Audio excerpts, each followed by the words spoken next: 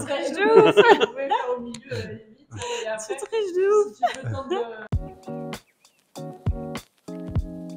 Hello BETC. Moi, c'est Elena, je suis conceptrice rédactrice. Antoine, concepteur-rédacteur. Et Thomas, directeur associé. Je vous présente la campagne d'engagement de la marque employeur Crédit Agricole qui vise à booster l'attractivité de l'entreprise auprès des candidats et notamment auprès d'une jeune génération de travailleurs. Pour ça, Crédit Agricole voulait valoriser des engagements RSE assez forts sur l'égalité des chances, sur l'égalité entre les hommes et les femmes, sur les responsabilités qu'on peut avoir au sein du Crédit Agricole en tant que jeune travailleur et toutes les opportunités de carrière, tous les métiers qu'on peut faire au sein du Crédit Agricole tout au long de sa carrière. Tu vois, pas une femme à la direction. C'est mort, je postule pas. Jean-Michel, Gérard, Bernard. Que des mecs. Attends, là peut-être Claude. Le contexte, c'est que c'est plus difficile aujourd'hui pour les entreprises de recruter des jeunes.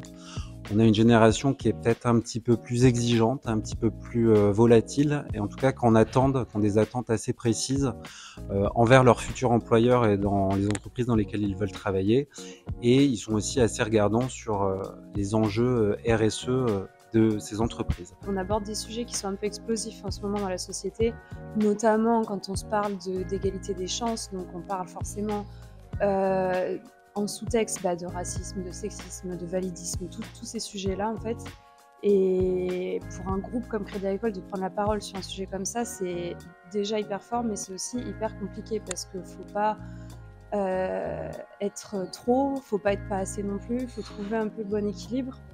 En plus, sur Crédit Agricole, le travail qu'on fait, c'est autour de l'humour. Donc comment est-ce qu'on parle d'un sujet comme ça tout en faisant de l'humour, sans être trop léger non plus, parce que c'est pas un sujet léger. Bref, donc voilà, ça a été un vrai travail de trouver l'équilibre pour faire une belle campagne. On nous parle souvent d'ascenseur social. Sauf que tout le monde oublie qu'on est des femmes. Notre ascenseur à nous, il est un peu pété. Non mais t'as grave raison, hein, c'est hyper injuste. T'as de la chance, tu connais pas ça, toi. Moi, je m'appelle Yacine. Alors, tu veux mon ascenseur Trouver les bons mots au bon moment, au bon endroit. Parce que sinon, ça pouvait vraiment dériver sur quelque chose de trop soft. Ou alors, à contrario, vraiment heurter les jeunes et les dire ce client ne comprend rien aux jeunes et même les rebuter, alors que c'est complètement l'inverse. Et visiblement, ça marche pas si mal que ça.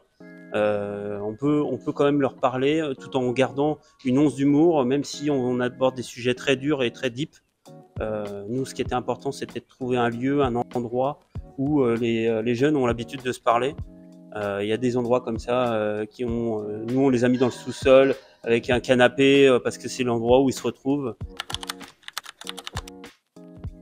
Quand on s'est posé la question de comment parler du sujet, en fait, on s'est dit qu'il faut que les dialogues qu'on écrive, ça vienne des jeunes. Il ne faut pas qu'on ait l'impression que ce soit des vieux, comme monsieur, qui les ait écrits. Donc en fait, c'est pour ça qu'on a choisi ce que disait Antoine, de se mettre dans cet univers-là du sous-sol, où en fait, c'est l'endroit où les jeunes, ils zonent. Et quand ils zonent entre eux, ils se parlent de sujets. Et en vrai, les jeunes, ils parlent beaucoup de sujets de société. Ça les intéresse, ça les touche.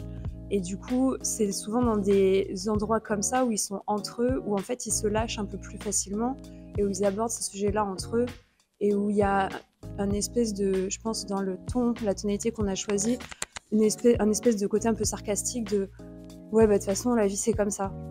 Et en fait, c'est un peu ce qu'on a essayé de faire, tout en, à chaque fois on termine sur un truc un peu positif de en fait non, ça peut ne pas être comme ça. Puis aussi dans le process de réflexion et de travail, ce qui a été important pour justement être hyper juste et hyper crédible sur les mots, ça a été quand même un gros travail de planning de la part de Rémi Zaltman pour identifier sur chaque thématique quels étaient les insights derrière qui concernaient vraiment les jeunes. C'est quoi ce nouveau rapport au travail, c'est quoi ces nouvelles attentes, et c'était définir des points de départ quand même très précis pour le départ, pour écrire les scripts derrière. Et ça nous a permis, moi que je suis une vieille personne, de comprendre un petit peu plus les jeunes, et c'est pas mal. On a quand même réussi à vendre un film où on parle d'ascenseur social et où on a une jeune fille qui dit « toi tu connais pas ça », à un jeune garçon qui lui répond « oui mais moi je m'appelle Yacine ». on est quand même à fond dans le vif du sujet, tout en restant évidemment pas trop léger, mais pas trop non plus lourd. Et on se parle quand même d'un groupe comme Crédit Agricole qui a acheté un film comme ça, qui l'a fait tourner énormément sur les réseaux sociaux, etc. Et ça montre qu'on peut faire des choses bien, en vrai. On peut, les mentalités évoluent, je pense. Et que aujourd'hui, un groupe qui prend la parole sur un truc comme ça, c'est quand même assez fort, je trouve. Puis on le voit là avec tous les commentaires qu'a pu générer la campagne, qui sont globalement positifs. Mais ce qu'on voit, c'est que en fait, les gens parlent beaucoup du fond des sujets, ce plafond de verre, ce sexisme, cette discrimination. C'est ça qui pointe et qui discute entre eux, donc on alimente le débat, clairement. C'est vrai que Crédit Agricole se positionne fortement et c'était un des enjeux de la campagne aussi, arriver sur une campagne de marque employeur donc qui concerne tout le groupe et toute l'entreprise, avec des comédies, des textes aussi libres de ton et qui grattent un peu. C'était déjà un enjeu en soi. Et c'est vrai que les scripts ont passé beaucoup d'instances de validation. Et ce qui a été formidable, c'est qu'ils ont tout de suite été achetés et on n'a pas modifié une seule ligne. Ça donne de l'espoir même aux créas, en vrai, hein, de se dire, en fait, allons-y, écrivons des vraies choses, des vrais moments. Ça parle aux gens, de toute façon, on le voit. Ouais, non, mais c'est vrai que ça donne de l'espoir en création, parce qu'au bout de quelques années dans le métier et du nombre de stops qu'on se prend, notamment sur des sujets comme ça, en fait, on finit par anticiper et donc ne plus oser se lancer dans de la création qui vraiment parle de ces sujets-là de façon frontale. Et du coup, là, d'avoir pu le faire, et alors en plus à la demande express du client, c'est quand même vachement bien. Enfin, et puis ça prouve que c'est possible et qu'on peut encore faire ce genre de cré, quoi. J'en peux plus de chercher un taf. Faut avoir de l'expérience pour trouver un taf et faut un taf pour avoir de l'expérience. C'est complètement absurde, c'est comme si on me demandait de savoir nager pour aller à la piscine. Mais faut aller à la piscine pour savoir nager. Ou pour apprendre à conduire, faut une voiture. Mais pour une voiture, faut un savoir. Et pour le savoir, faut... Tu m'as perdu là.